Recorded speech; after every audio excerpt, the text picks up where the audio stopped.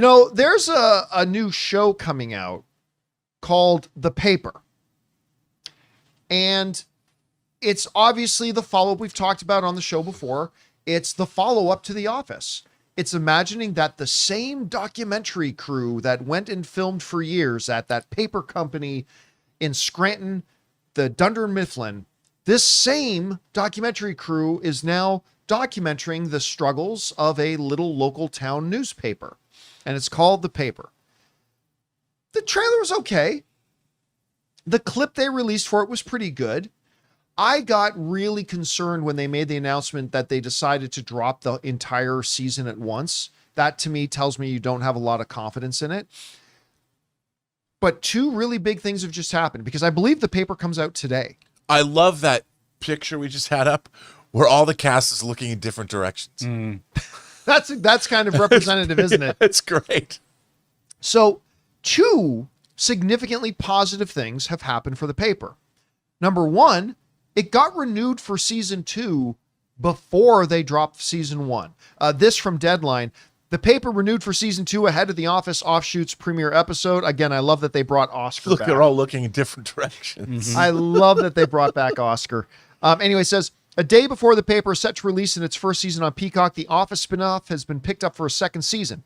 The early renewal was revealed Wednesday morning by series star Donald Gleason and Sabrina, I can't even pretend to read that. Impacciatore. While promoting The Paper's launch on NBC's Today, it will allow the comedy to return next fall. This is key. This is something streamers have been doing more of lately to keep the gap between seasons to a year, which is what we've been asking for a long time. But early renewals are typically being bestowed upon popular established series. Pickups ahead of the debut of a new series are rare and represent a major vote of confidence. And listen, maybe that vote of confidence might be justified because the reviews for The Paper have now come out. It's sitting at an 85%. Now, people aren't jumping up and down out of their chairs about it, but they're saying this thing's got promise. Let's go and take a look at some of the reviews. The Independent wrote, fans of The Office will give it a go, and over the course of a slow burn first season, come to feel some affection for the denizens of the Truth Teller Tower, which I believe is the name of the paper. Nerdspin wrote, now a second season has been confirmed. The paper needs to work on fleshing out its ensemble, creating more relationships between the group, and most importantly, land a great joke. And they liked it. Now, Discussing Film didn't like it so much. They wrote, in addition to relying on cheap nostalgia from The Office, its spin-off series, The Paper fails to create its own memorable characters and a sense of humor. Shallow jokes and thin social commentary bring this season down. Sunshine State wrote, it's nice to have another heartfelt comedy making waves, and with the talent attached, The Paper should have a bright future. The Metro wrote, I found The Paper rather charming, if not exactly gut-bustingly funny. Butt-gustingly funny would be something completely different. The Verge liked it. They said at times The Paper almost seems like it's trying to be an amalgam of Daniels' past NBC work, but like The Office and Parks and Rec, The Paper finds its footing after a few episodes and becomes a surprisingly solid, if familiar, bit of an easy watch. And it goes on. Pop Culture liked it. Slant Magazine liked it. New Yorker didn't. And a bunch of others did. So look, I think this kind of falls into the category of kind of what I expected. Listen, I want to remind everybody, Parks and Rec, which is one of my all-time favorite shows, it had a shaky first season. You know, Amy Poehler has a brand new podcast called, I think it's just called A Good Hang. And just every week she brings in a different celeb to just hang out for whatever and talk. And she's obviously brought in a couple of members of her Parks and Rec. She's had Adam Scott on and Rashida Jones. But within that, they talk a lot about the fact that that first season, you're kind of finding out who your show is. Yeah. Who is your show, especially really? With these kind of shows, it seems like with Abbott Elementary was the same for me. It just felt like they were caricatures, and then they grew into their roles. And then you kind of let the show take on a life of itself, and you start to find out who these characters really are, and then you can get a little deeper into it. Because, like, I know for shows like Seinfeld, like Parks and Rec, like The Office, once you get to know the characters, the things they do become much more entertaining because you like, that's such an Oscar thing to say. Right. Oh, that's such an Andy thing to do, you know, Mhm. whatever. And if you can start well, and according to the majority of the critics are saying it's actually starting pretty good, I know I'm going to give it a shot. You know what, Rob? I got a lot to watch today. I didn't know if you know, I got a lot to watch today. Because as soon as the show is over, I'm leaving for San Diego. Because we're going to be going to an RV park. We got the van. Because Anne's going to a Jonas Brothers concert tonight. She's going to 3 Jonas Brothers concerts in the next 7 days. You really just need to inform us when she's not going to At be at a some Jonas. point, I 'Cause need to that's- have an intervention. There's I going to be need to fewer days hold- she's not. I need to get an intervention. And you know what? I'm gonna share something with you guys in just a minute. Is it appropriate? She's gonna kill me. But just hold on a minute as we get through this. Did she get a tattoo? I would draw the line at that. I would 100% draw the line there. But I think it's got promise. I mean, again, I'll check it out the first season, and I'm glad Peacock has recognized that sometimes shows like this need that first season to get its footing. Then let's really see what it can do in its second season of greenlit it. Anyway, Rob, I'm going to hand it over to you.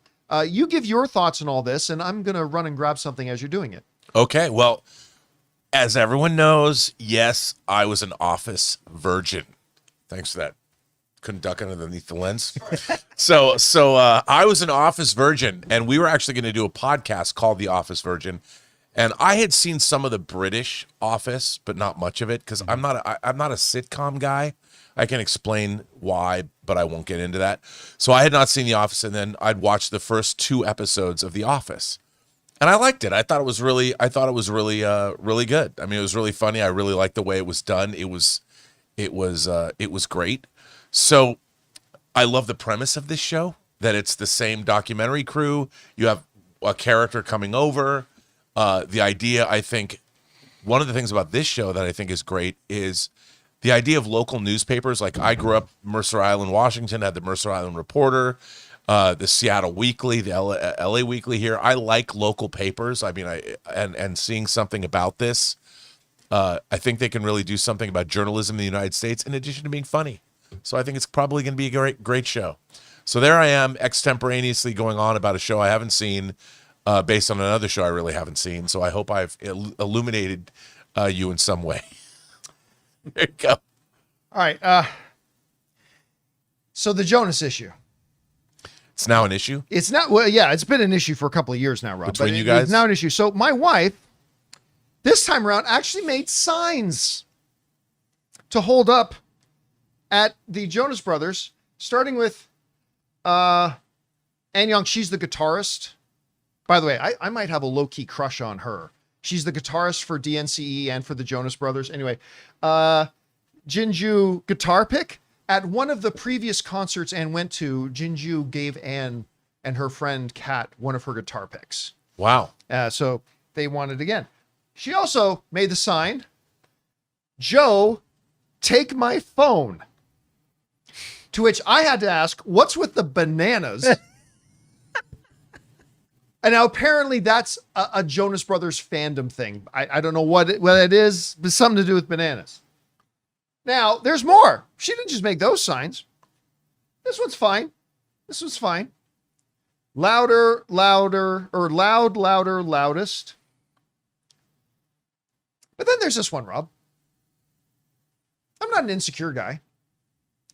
But my wife made a sign that said, "Pop my Jonas cherry."